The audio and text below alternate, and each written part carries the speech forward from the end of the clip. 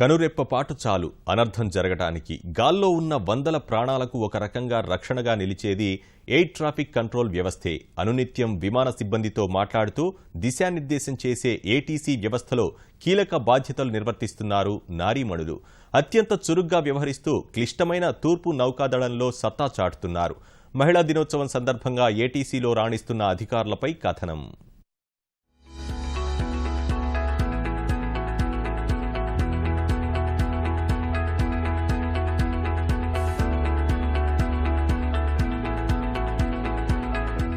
విశాఖలోని ఐఎన్ఎస్ డేగా భారత నౌకాదళానికి కీలక స్థావరం.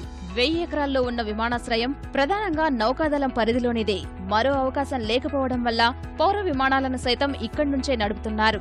అనునిత్యం పౌర విమానాలతో పాటు నౌకాదళానికి చెందిన యుద్ధ విమానాలు, శిక్షణ విమానాలు కూడా ఇక్కడి నుంచే రాకపోకలు సాగిస్తుంటాయి. ఇంతటి ప్రధానమైన విమానాశ్రయంలో ఏటీసీ బాధ్యతలను నౌకాదళమే నిర్వహిస్తోంది. ఈ విభాగంలో 12 మంది మహిళలు కీలక బాధ్యతల్లో రాణిస్తున్నారు. నౌకాదళంలో ఇచ్చిన శిక్షణ వల్ల ఒత్తిడి తట్టుకుని ఏకాగ్రతతో విధులు నిర్వహిస్తున్నామని శ్రీవిద్య అంటున్నారు. శ్రీవిద్య గారు, మహిళా దినోత్సవం సందర్భంగా మీకు శుభాకాంక్షలు. ఎయిర్ ట్రాఫిక్ కంట్రోల్ అనేది చాలా కీలకమైన శాఖ. దీన్ని ఏ రకంగా మీరు నిర్వర్తిస్తున్నారు? మీ స్కూలింగ్ దగ్గర నుంచే మీకు ఇది ఇన్స్పిరేషన్ వచ్చిందా? ఎలా? ఫస్ట్ నా స్కూలింగ్ చెన్నైలో చేశాను. అక్కడ తర్వాత ఎతరాజ్ కాలేజ్లో నా బీఎస్సీ గ్రాడ్యుయేషన్ అయింది. దాని తర్వాత నాకు ఇంట్రెస్ట్ ఉన్నది ఎయిర్ స్పేస్లో. సో నేను నా బ్రదరు కలిసి we are searching for the options in defence. So అక్కడ మాకు ఎయిర్ ట్రాఫిక్ కంట్రోల్ అంటే ఏమి అని తెలిసింది. సో ఆఫ్టర్ దట్ మేము స్టార్ట్ చేసాం సర్చింగ్ ఇన్ నెట్కి ఏమి ఎయిర్ ట్రాఫిక్ కంట్రోల్ అని. దాని తర్వాత నేను air traffic control and SSB interview attend చేశాను. ఫస్ట్ అటెంప్ట్లో నాది క్లియర్ అయింది. After that training in Kerala తర్వాత మాకు ఎయిర్ ట్రాఫిక్ కంట్రోల్ డిఫెన్స్లో మొత్తం అందరికీ ఎవరికి ట్రైనింగ్ ఇస్తారో ఆల్ డిఫెన్స్ కంట్రోలర్స్ వచ్చేసి ఏఎఫ్ఏలో ట్రైనింగ్ తీసుకుంటారు for 6 months. So after 6 months వచ్చేసి మేము క్వాలిఫైడ్ ఎయిర్ ట్రాఫిక్ కంట్రోలర్స్ అనమాట. రక్షణ దళాల్లో మహిళలు తప్పనిసరిగా విధులు నిర్వర్తించగలరని మీరు ఏ రకంగా ప్రూవ్ చేయగలుగుతారు? I'm very proud to be in Indian Navy and to be in air traffic control. And ఎందుకంటే వరల్డ్లోనే second most stressful job is air traffic control. దీన్ని వచ్చేసి I'm able to manage both at home also and in office also. Air traffic control ఏమంటే you should come with an open mind, always open, so that you are going to handle lives of millions of people. Even a single mistake will cost lives. So it's very challenging also. I'm ready to do it and we are enjoying. వైజాగ్లో మీకు helicopters ఉంటాయి, దాని speed చాలా తక్కువ. Fixed wing డార్నియర్స్ ఉన్నాయి, హాక్స్ ఉన్నాయి, fighter aircraft and mix ఉన్నాయి. ఒక్కొక్క దానికి ఒక్కొక్క సెపరేట్ డిఫరెంట్ స్పీడ్స్ ఉంటాయి. అండ్ సివిల్ ఎయిర్క్రాఫ్ట్కి సెపరేట్ స్పీడ్స్, ఇండిగో, స్పైజెట్ అన్నిటికీ. సో దీని ప్రకారం మాకు నేర్పిస్తారు ఎంత డిఫరెన్స్ పెట్టాలి, ఎలా పెట్టాలి అని. Take off in one direction and landing also in the same direction. So 3 sides hills ఉన్నాయన్నమాట ఇక్కడ మొత్తం. సో అది it is a more tasking and challenging job also. I would advise all the ladies also to take up careers in defence. Defence is open. So defence అనేది military అని చెప్పి సెపరేట్గా చూడుకోకుండా they are equal options. Facilities are given and they are taking you to a higher level.